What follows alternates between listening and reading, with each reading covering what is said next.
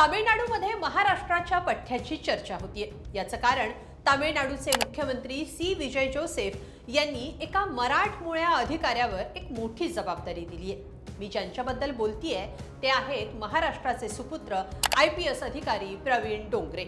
मुख्यमंत्री विजय यांनी विश्वास दाखवावा असे हे अधिकारी कोण आहेत? मूळचे महाराष्ट्रातल्या अहिल्यानगरचे प्रवीण डोंगरे यांची चर्चा का होतीये? सगळं सविस्तर पाहूया या व्हिडिओतून। नमस्कार, मी स्वाती पाटील, lokmat.com वर आपलं स्वागत आहे। TVK पक्षाचे प्रमुख सी विजय जोसेफ यांनी मुख्यमंत्री पदाचा कार्यभार हाती घेतला, तसे मोठे प्रशासकीय फेरबदल केले। यात मोठ्या अधिकाऱ्यांच्या बदल्या केल्या।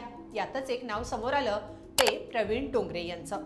मुख्यमंत्री विजय यांनी प्रवीण डोंगरे यांच्यावर तिरुचिरापल्लीच्या पोलीस अधीक्षक पदाची जबाबदारी दिली आहे। याचं कारण पाहणार आहोत, पण आधी पाहूया प्रवीण डोंगरे कोण आहेत।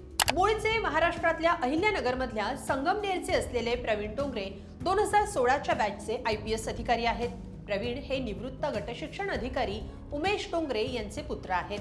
प्रवीण यांचं सुरुवातीचं शिक्षण संगमनेरमध्ये झालंय। त्यांनी पेट्रोकेमिकल अभियांत्रिकीमध्ये पदवी घेतली आहे। उमेदीच्या काळात प्रवीण डोंगरे आदिवासी मुलांसाठी स्पर्धा परीक्षा केंद्र चालवायचे। त्यातून पुढे त्यांनी UPSC परीक्षा दिली आणि ते भारतीय पोलिसात रुजू झाले।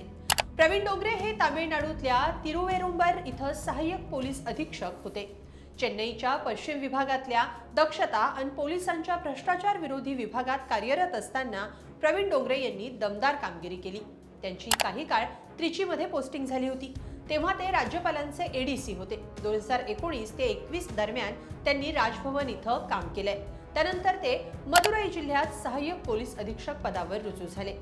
जानेवारी 2024च्या निवडणूक काळात त्यांची बदली शिवगंगा जिल्ह्यात झाली। या काळात त्यांनी कारवाईचा धडाका दाखवला आणि प्रशासनावर पकड मजबूत केली। त्यांच्या याच धडाकेबाज कारकिर्दीची मुख्यमंत्री विजय यांनी दखल घेतली आहे आणि म्हणून मुख्यमंत्री विजय यांनी मराठमोळ्या प्रवीण डोंगरेंना बढती दिली आहे।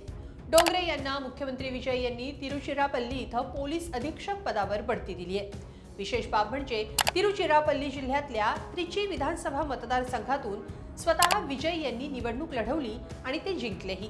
पण आता याच जागेवर पोटनिवडणूक होणार आहे, कारण त्यांनी या जागेवरचा राजीनामा दिलाय। या सगळ्या पार्श्वभूमीवर तिरुचिरापल्लीची जबाबदारी मुख्यमंत्री विजय यांनी विश्वासू म्हणून प्रवीण डोंगरे यांच्यावर दिली आहे। जाता जाता एक महत्त्वाची बाब, प्रवीण डोंगरे यांच्यावर तिरुचिरापल्लीची जबाबदारी देण्यामागं मुख्यमंत्री विजय यांचा एक मोठा विचार असल्याचं बोललं जात आहे। ते म्हणजे पोटनिवडणुकीत त्रिची पूर्व मतदारसंघातून अभिनेत्री तृषा कृष्णन उमेदवार असल्याची चर्चा आहे। हे सगळं पाहता मुख्यमंत्री विजय यांना इथं विश्वासू अधिकारी हवा होता आणि त्यामुळं प्रवीण डोंगरे यांना ही संधी देण्यात आली आहे। मराठमोळ्या अधिकाऱ्याला तामिळनाडूमध्ये ही संधी मिळण्याबाबत तुमचं काय मत आहे? कमेंटमध्ये नक्की लिहा आणि lokmat.com ला सबस्क्राईब करा। धन्यवाद।